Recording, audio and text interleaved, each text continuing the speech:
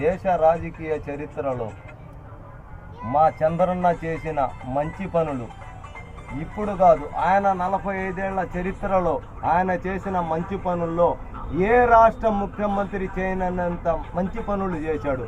ఇప్పుడు కూడా 4 రోజుల నుంచి విజయవాడలో మోకాల లోతున్న నీళ్లలో వచ్చినా కూడా పర్యటన చేస్తున్నాడంటే దానికి మీరు ప్రజలే దానికి నిదర్శనము. కానీ దాని గురించి మీరు ప్రజలు కరెక్టుగా ఊహించాల్సి చాలా పని ఉంది.